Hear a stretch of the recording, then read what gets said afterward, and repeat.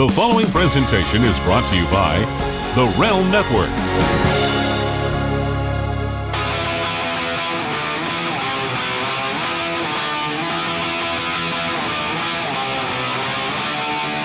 All right, we're back on The Realm Network.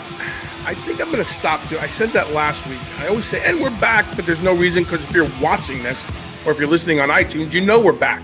But here we are. The BDE is on The Realm Network, and we're continuing to pump this up, because if you're watching, that means you've subscribed to my new channel here on The Realm Network. For $2.95 a month, this isn't going to last long, $2.95 a month, you put in the coupon code BDE16. Get you $2.95 a month. You get all my shows, Face Value, Turning Point, the interviews. I got a great interview with Vince Russo that's going to air. I have great interviews with people you never meet anywhere else. And then I get to do this show that I'm becoming very proud of, and it's called DeMott's Turning Point. And we get to talk wrestling, everything that people wanted to hear, my opinions, but I'm going to bring the wrestlers to you. We had AJ Kirsch, former Tough Enough, and now the leader of the Hood Slam movement. And you just saw Marty the Moth Martinez, my boy Martin Casau out there in Utah, who's doing great with Lucha Underground. We had a great conversation. And now it's the ladies' turn.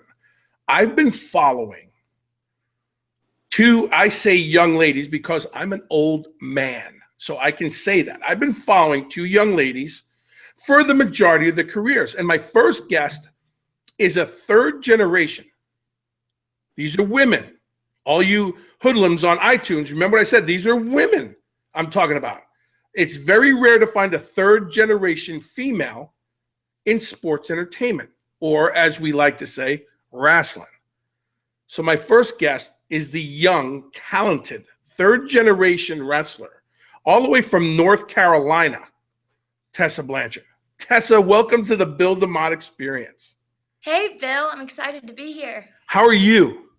I'm doing well, dealing with the crazy weather here in North Carolina, but yeah, doing good. Let's talk about, so I did a show in Iowa not too long ago, and I sat outside and did the show, and it was negative 10 degrees with the wind chill.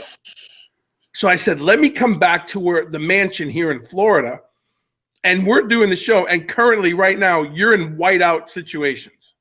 Oh yeah, it's supposed to get worse. I'm only laughing because it's not me. I've had enough cold for this year. Florida doesn't have winter. Florida, we had to everybody here, when it got to like 55 degrees at night, they were in snow boots and parkas, and they wanted to shut down the schools. So that tells you the Florida mentality. Yeah. So let's talk about, because you and I have a little bit of a background. You came to a tryout at the Performance Center 2 years ago? It was actually 1 year ago now. 1 year ago? Last January. And then you and I caught up again as part of the Bill DeMott Experience, the show I do on my YouTube show, where you and I got a chance to spend a bunch of days together in Virginia with Mickey James and Nick Aldis. And that, first of all, that was great for me. But I got to catch up and watch you again. And I've told you this before. I'm just a fan of you as a person. But watching you get better and moving and to continue, like I think I say you, not you. You don't forget. I forget as being 50 years old and been doing this for 28 years. I feel like sometimes we get numb to what's real and the people we deal with. And that's why I'm back to, the seminars and stuff, to sit with talent and kids and to watch your drive. And we had a conversation towards the end of that experience, and just, what am I supposed to do and how do I go about it? And you're all over the place, kid. China, tell me what you're doing. China, that's when we talked. You went to China. I've never been to China. It was a fun experience. I can say I did it. It's completely, you can tell you're in a different country for sure. And the crowd wasn't too familiar with wrestling out there, just because it's a communist country. And they've never really been exposed to anything like that before. So they kind of didn't really know how to react, but still the crowd was absolutely amazing. Probably the biggest crowd I've ever performed in front of. First ever ladies match to be televised in China. So that was really, really cool. But you know what? I'm trying to stay busy, trying to stay positive. After that tryout in January, I was so like dead set on, oh my gosh, I want to get signed right now. I want to go to WWE. Right. You know, like this is my time. This is what I want to do. You know, I've only been wrestling for 1 year, and you know, this is just I've already had a tryout. This is what I want to do.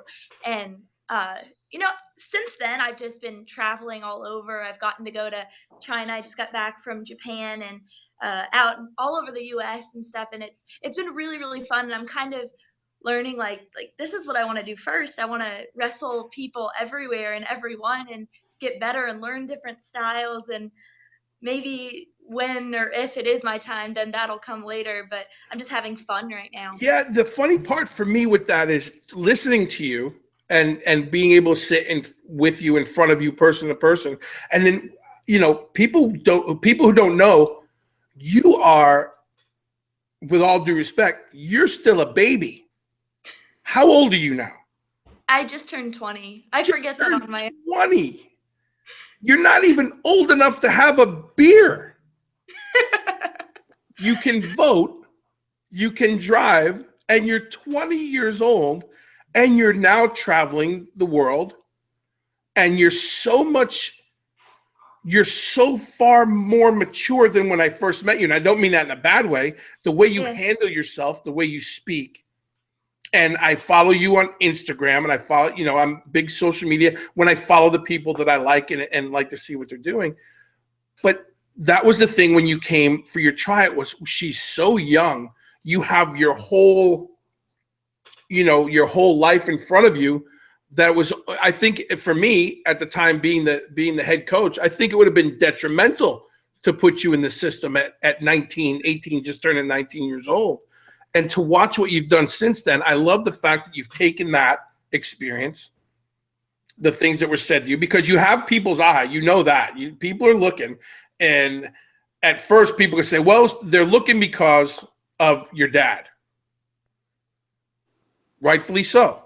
Tessa Blanchard's daughter. Yeah. Okay, let's take a look at her. Now, when you get in front of everyone and you do what you do, your dad, all due respect, now your dad, who I'm sure is super proud of you, is now we're talking about Tessa Blanchard. And now when your name gets mentioned, to me, a short year ago, you're out there and doing it, and people know who you are, and they're following you. And I love the fact that you're just throwing it all to the wind and taking opportunities.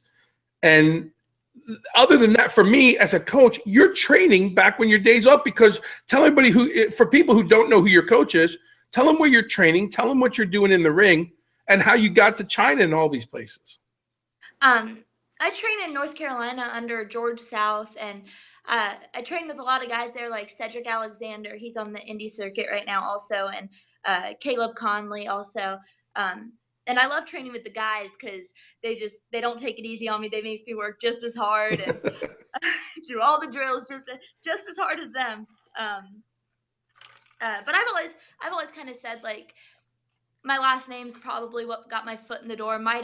That might be what got me my tryout, you know, might have what got me noticed, get people looking, might give me the opportunity. But once I step in the ring, like, the last name doesn't really do jack shit for me. So I have to be able to back it up. I got to train and put in the hours in the gym and in the ring and be able to back it up. Otherwise, I'm just going to look like a joke. And I don't want to embarrass my dad or my stepdad or my grandpa by any means. So I'm working so hard just to get better. And I know I have a really long way to go. I just hit my 2-year mark since I started training. Unbelievable. So I'm in the ring. Cedric Alexander works a lot with me. We'll go to the ring on some off times, and we train 3 days a week down at High Spots in Charlotte. And George has been just absolutely amazing. He's so patient. And George is he's a good guy. Gosh, I love working with George. Just because he for sure doesn't take it easy on me. After training every Tuesday, He'll make everyone get out of the ring, and he'll make me and Cedric get in the ring and have a 30-minute match that he calls to us as we're having it. Old school. And, it's absolutely insane. But things like that, just like the detail, is what I've noticed have helped me so much. Yeah, and it shows every time I've seen you, and I catch the snippets that are up on the YouTube and everything of your matches, and it shows. And I know George a long time, and George is one of those old school cats who, while there's different ways of training. Visit VinceRussoBrand.com to sign up for exclusive VIP content.